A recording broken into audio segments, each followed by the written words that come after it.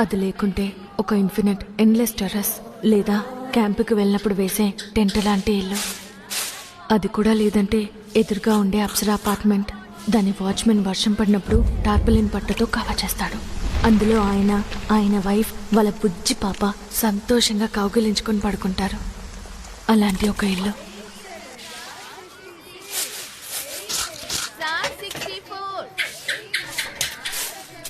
కొన్ని సమయాల్లో పొలం, కొన్ని సమయాల్లో టెర్రస్, కొన్ని సమయాల్లో ఆ టెంట్, కొన్ని సమయాల్లో సిద్ధార్థ్ కూడా, ఇంకొన్ని సమయాల్లో దీప్తి వాళ్ళ అన్నయ్య దీపక్.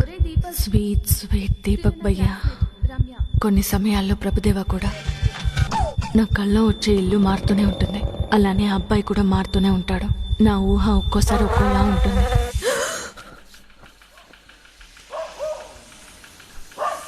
కానీ మెలకు వచ్చిన ప్రతిసారి నాలో మెదిలే ప్రశ్న ఒక్కటే, నేనెందుకు ఇలా ఉన్నా?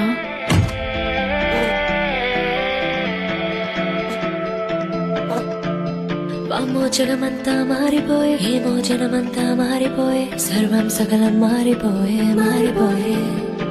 నోరు తెరిస్తే పరువు పోయే, ఈడు రావడం తప్పిపోయే, మౌనం గుంటే మొత్తం పోయే మొత్తం పోయే.